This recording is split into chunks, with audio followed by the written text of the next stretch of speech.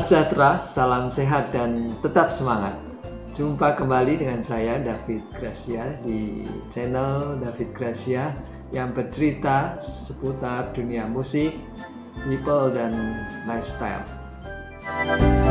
Hidup itu indah, namun hidup juga adalah pilihan, dan setiap pilihan selalu ada konsekuensi dan tanggung jawabnya. Selalu ada usaha di setiap pilihan dan impian.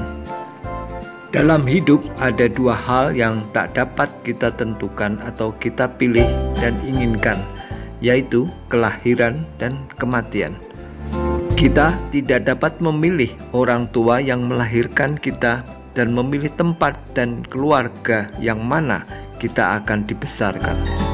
Kita tidak dapat memilih bagaimana kita akan meninggal dan di mana dan kapan kita akan meninggal. Hanya ada satu hal yang dapat kita tentukan dan pilih untuk kita kelola dan usahakan, yaitu kehidupan di antara kelahiran dan kematian. Hidup adalah pilihan dan selalu ada konsekuensi dan tanggung jawab serta usaha di dalam setiap pilihan. Jika kita menginginkan kesehatan yang baik, maka kita harus juga memperhatikan bagaimana kita hidup. Apakah kita berolahraga dengan rajin dan istirahat cukup, serta makan makanan yang sehat dan bergizi? Kehidupan itu seperti sebuah panggung, di mana kita memainkan peran kita masing-masing. Apa yang ditampilkan di atas panggung akan berhasil dan sukses jika kita memainkan peran kita masing-masing dengan baik dan penuh tanggung jawab. Demikian pula dengan gaya hidup. Gaya hidup atau lifestyle, bagaimana yang akan kita pilih dan mainkan? Ada 4 macam gaya hidup. Yang pertama, gaya hidup mewah.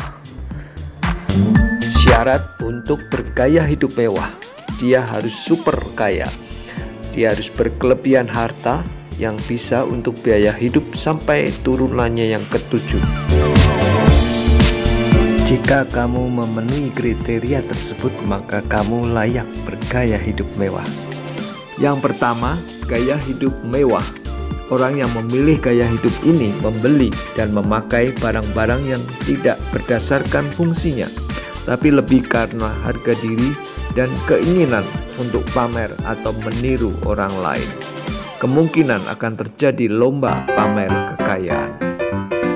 Bisa saja barang tersebut sebetulnya tidak diperlukannya, tapi karena kaya dan mampu membelinya, maka dia membeli barang tersebut.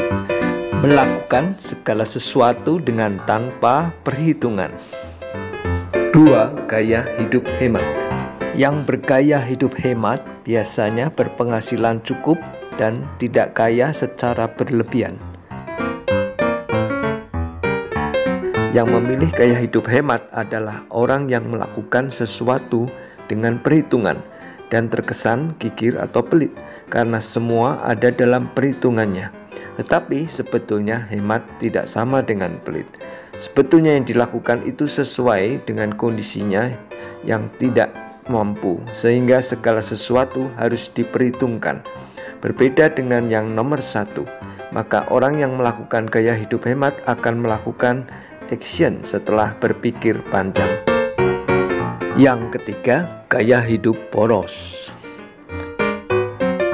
Kriteria orang bergaya hidup boros: tidak selalu kaya, memiliki harta tapi tidak berkelebihan, melakukan segala sesuatu dengan tanpa perhitungan dan berpikir panjang.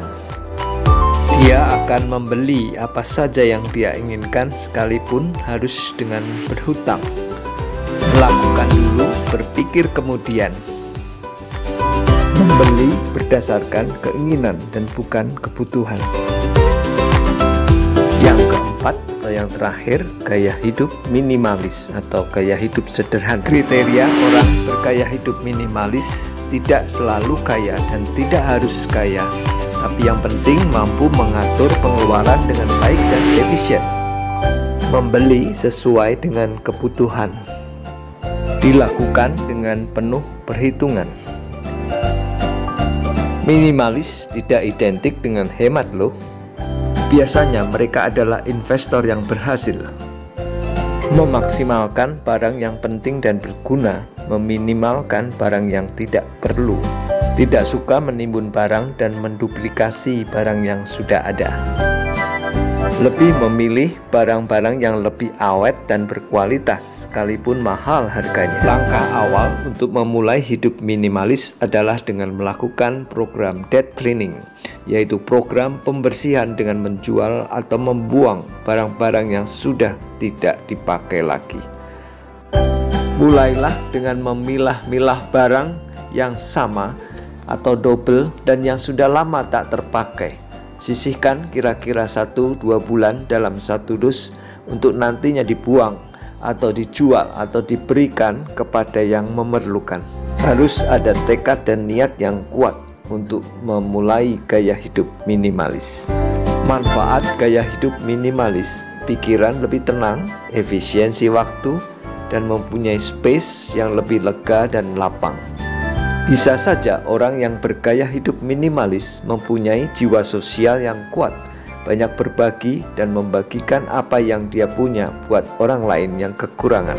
Contoh beberapa orang yang bergaya hidup minimalis ini seperti Bill Gates, penemu Microsoft, Mark Zuckerberg, pencipta Facebook, Steve Jobs dari Apple, dan Warren Buffett, seorang investor yang berhasil.